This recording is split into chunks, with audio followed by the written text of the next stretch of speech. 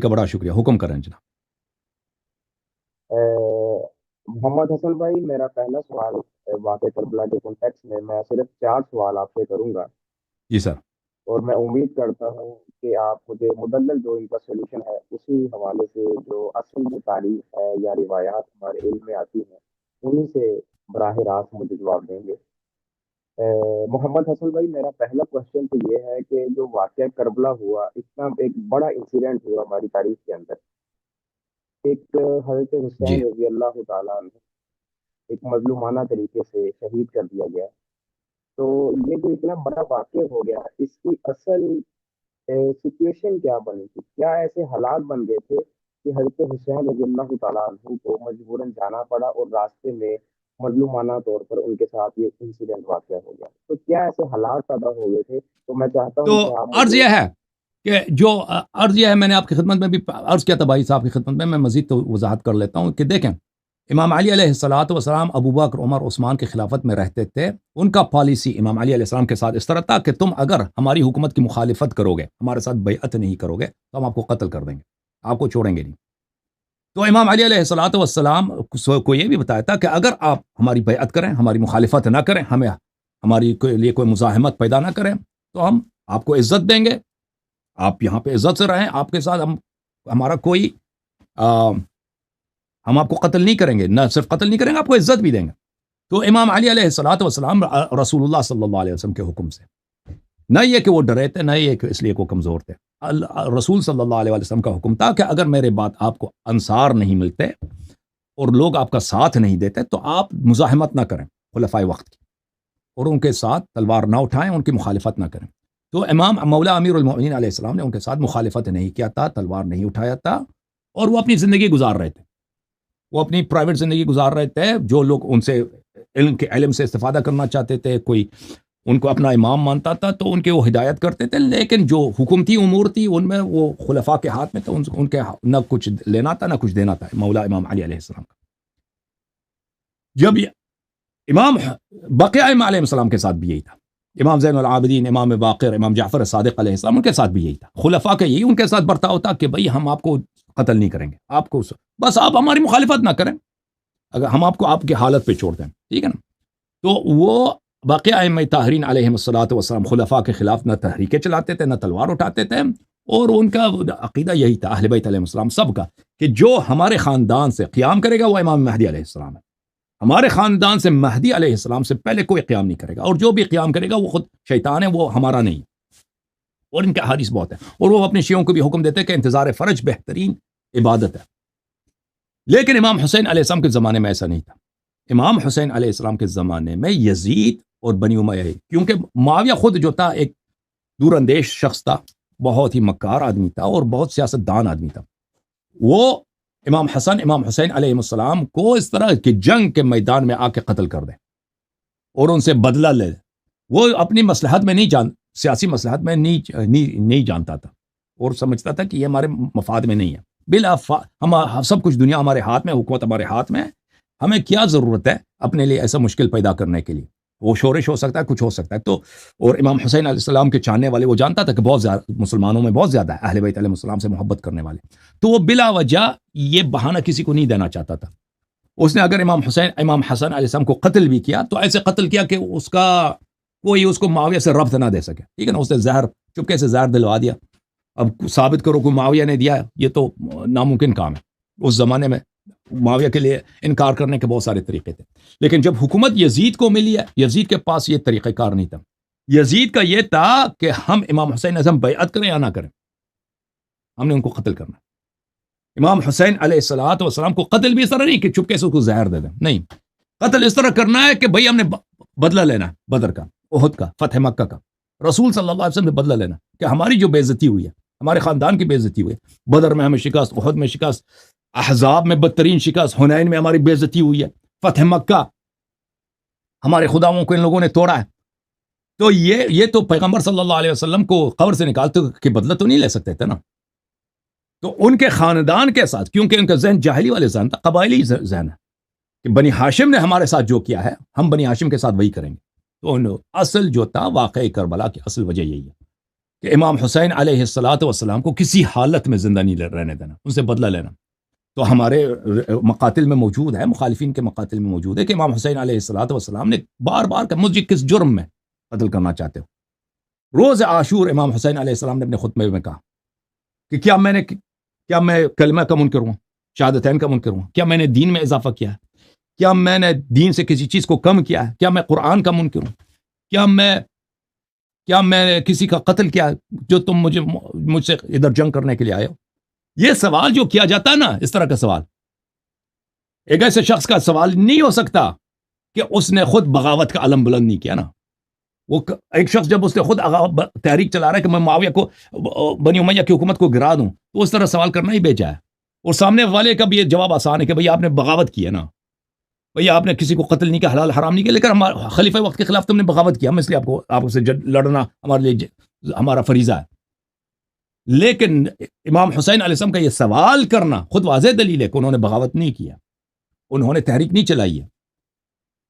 اور یہ سوال کرنا ہی اس بات کی واضح دلیل ہے کہ وہ اپنے آپ کو ایک بے گناہ، ایک ایسا شخص جو پرامن زندگی گزارنا چاہتا ہے ایک کونے میں رہ کر، اس طرح اس آنکھوں سے دیکھ رہا ہے. اور پھر بنی امیہ کا جواب، بنی امیہ کے سرداروں نے، یزید کے لشکر کے جنرلوں نے ان کا کیا جواب دیا؟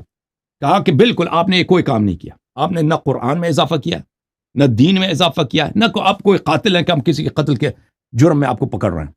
لیکن بغضا منا لابیک، ہم آپ کے والد کی دشمنی کے کیس میں، آپ کے والد صاحب، آپ کے والد ابو تراب امام علی علیہ السلام، ان کی دشمنی میں ہم آپ سے لڑنے آئے. تو یہ بنی امیہ کا واضح، اور اس طرح کے دلائل بہت زیادہ ہیں، ٹھیک ہے نا. اس کی اصل وجہ یہ، محمد عامر صاحب آپ ہیں یا چلے گئے؟ مجھے لگتا ہے یہ ہے. جی سر. جی حسن بھائی میں آپ کی بات سمجھ گیا. ٹھیک ہے حسن جی بھائی، سر. آپ کی جو گفتگو ہے وہ مجھ پر واضح ہے. میرا دوسرا کوشچن اسی کانٹیکٹ میں ہے کہ جو ہماری تاریخ کے اندر ایک مظلومانہ اور ظلم کے مظلوم حصے ہوا، تو ظاہر بات ہے کہ میدان کربلا کا آس پاس کوئی اتنی خاص آبادی نہیں تھی، وہاں پر کوئی اتنے خاص آباد لوگ نہیں تھے. تو جب یہ واقعہ ہوا، اس کا عینی شاہد کون ہے کہ جس نے اس واقعے کو بیان کیا؟ اور یہ ہماری کتب میں آیا، روایات میں اس کو بیان کیا گیا، اور ہم اس کا مطالعہ کرتے ہیں. یعنی اصل بھائی میرا اصل میں سوال یہ ہے کہ اس واقعے کو صحیح سمجھنے کا کیا سورس ہے ہمارے پاس، جہاں سے ہم یہ جان سکیں کہ اس کا واقعے کا عینی شاہد ہے کو.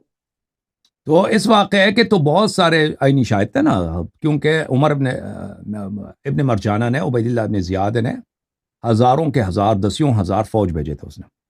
اس نے سب قبائل کو دھمکی دیا تھا کہ آپ کے جتنے جوان ہوں گے، جتنے پورے علاقے کے مختلف شہروں سے، کہ آپ کے لوگ جنگ کے لیے جائیں گے، وَإِلَّا آپ کی جو جان و مال ہے وہ ہمارا ہوگا.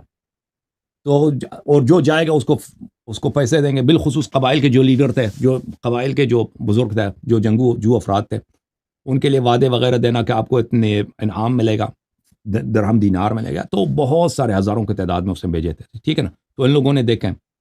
اس کے علاوہ جو لوگ کربلا میں زخمی ہوئے تھے، شہید نہیں ہوئے، انہوں نے نقل کیا. اہل بیت طاہرین علیہ السلام نے نقل کیا. اور اللہ آپ کا بھلا کرے، حضرت امام زین العابدین امام محمد باقر علیہ الصلاۃ والسلام، حضرت زینب سلام اللہ علیہا، انہوں نے نقل کیا ہے. اور اس کے علاوہ جب بنی امیہ کی فوج کو جب مختار نے پکڑا تھا نا ان کو قتل کرنے کے لیے، تو ان سے پوچھتا تھا مختار، کیونکہ ان لوگوں کو تو زمانے میں تو سب کو پتا تھا نا کہ وہ تو ان کے لیے فریش تھا. ابھی پچھلے سال یہ واقعہ ہوا، اگلے سال مثلا 2 سال کے بعد قاتلین کو پکڑ رہا، ان کو تو پتا تھا. لیکن ان سے پھر پوچھتا بھی تھا اپنے دربار میں کہ بتا تو نے کیا کیا تھا. جو قاتلین تھے نا ان کو پکڑتا تھا، تو نے کیا تھا، تو نے کیا کیا تھا. تو ان کو وہ پھر کہتا تھا، شمر نے بولا میں نے یہ کیا، سنان نے بولا میں نے یہ کیا، فلانے نے بولا میں نے یہ کیا. تو وہ اعتراف کرتے تھے. پھر اس کے علاوہ اللہ آپ کا بھلا کرے، تو یہ پرانے زمانے سے یہ خود امام حسین علیہ السلام کے قتل کا واقعہ لکھنا لوگوں نے شروع کیا تھا اسی زمانے سے. امام علی علیہ السلام کا ایک صحابی ہے اسبغ ابن نباتہ. یہ اسبغ ابن نباتہ رحمہ اللہ، اس کا ایک مقتل تھا، اس نے مقتل لکھا تھا. شیعوں نے اس زمانے سے مقتل لکھنا شروع کیا تھا، اور مخالفین نے بھی لکھنا شروع کیا تھا. تو یہ مقاتل اس زمانے سے، بہت پرانے زمانے سے لکھنے شروع ہوئے تھے کہ اس تفصیلات لکھے جائیں. تو یہ ان میں سے بہت سارے ضائع ہو چکے ہیں، کچھ ہمارے ہاتھ ہیں جو ہمارے پاس موجود ہیں اہل بیت علیہ السلام کے احادیث میں، یا مختلف جو مقاتل لکھنے والے ہیں ان کے مقتلوں میں یہ باتیں لکھی گئی ہیں۔ اوکے میرے بھائی؟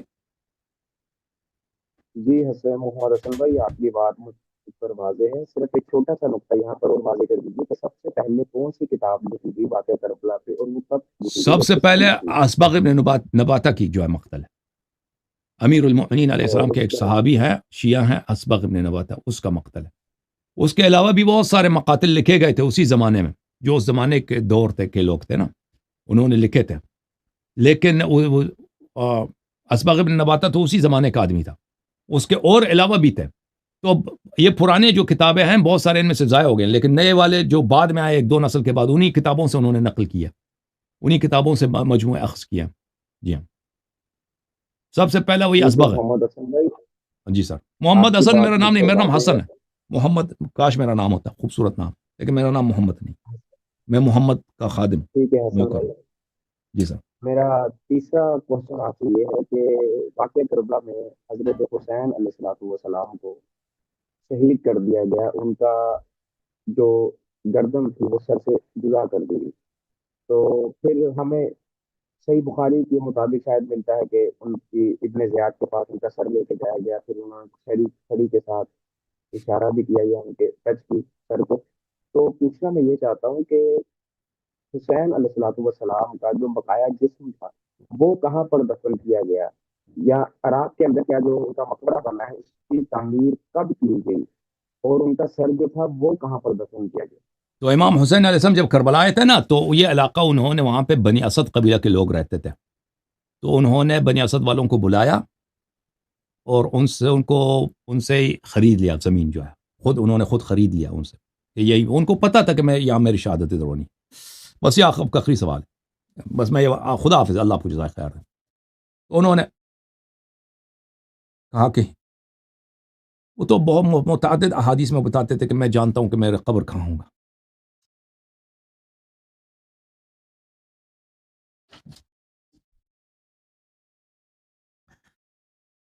میرا دفن کہاں ہوگا، وہ بتاتے تھے۔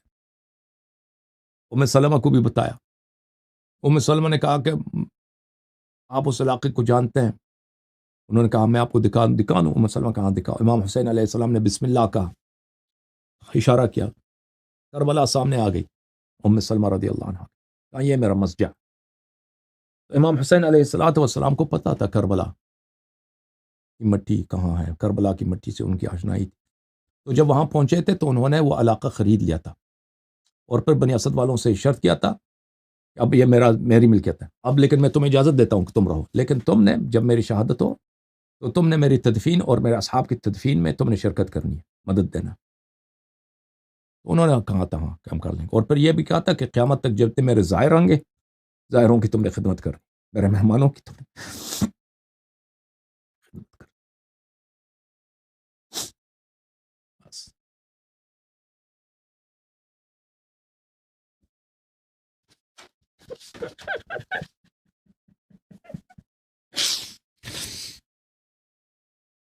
پھر جب شہادت کے بعد امام زین العابدین علیہ السلام زندان میں تھے کوفے میں، تو وہ اعجاز کے طور پر، معجزے کے طور پر زندان سے آئے تھے کربلا، والد صاحب کی انہوں نے تدفین کیا تھا، ٹھیک ہے نا؟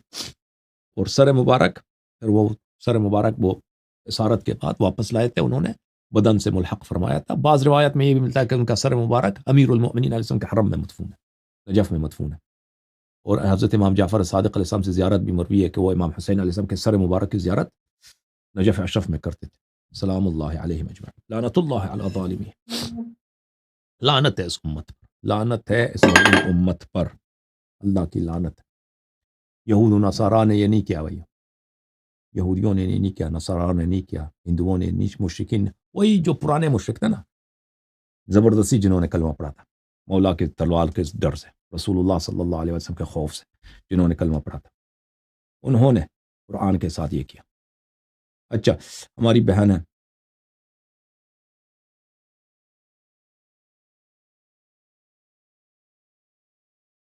بس چیخ سینہ پڑ جاتا ہے یار۔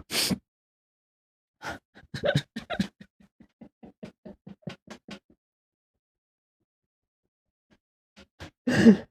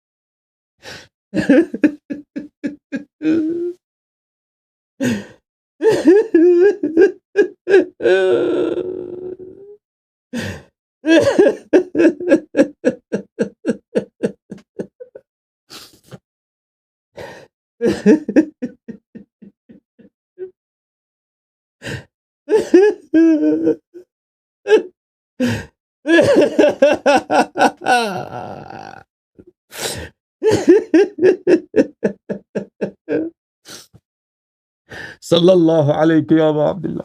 اللهم صل على محمد وآل محمد. اللهم كن لولي اللهم صل على محمد وآل محمد. اللهم كن لوليك الحجة بن الحسن صلواتك عليه وعلى آبائه في هذه الساعة وفي كل ساعة وليا وحافظا وقائدا وناصرا ودليلا وعينا حتى تسكنه أرضك طوعا وتمتعه فيها طويلا. يا رب الحسين بحق الحسين اشف صدر الحسين بظهور الحجة. اللهم صل على محمد وآل محمد. اللهم عجل لوليك الفرج. اللهم عجل لوليك الفرج. اللهم عجل لوليك الفرج. اللهم عجل لوليك الفرج. اللهم عجل لوليك الفرج. یا اللہ جہاں آج بھی امام حسین علیہ السلام کے انصار ہیں ان کی محافظت فرما، ان کی حوائج برآوردہ فرما، ان کی بیماروں کو شفا عطا فرما.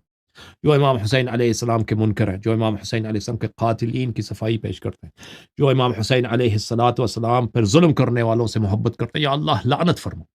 یا اللہ ان کو شمر کے ساتھ محشور فرما. یا اللہ اپنا لعنت ان پہ دنیا پر نازل فرما. یا اللہ اپنی لعنت ان کو آخرت میں نازل فرما، اور شفاعت رسول صلی اللہ علیہ وآلہ وسلم اور زیارت رسول صلی اللہ علیہ وآلہ وسلم میں روز قیامت میں ان کو محروم فرما. اللہم صلی علی محمد وآل محمد. یا اللہ جنہوں نے اس چینل کی سپورٹ کیا ان سے قبول فرما، ان کی بیماروں کی شفاعت فرما، ان کے بچوں کی محافظت فرما. اللہم صلی علی محمد وآل محمد.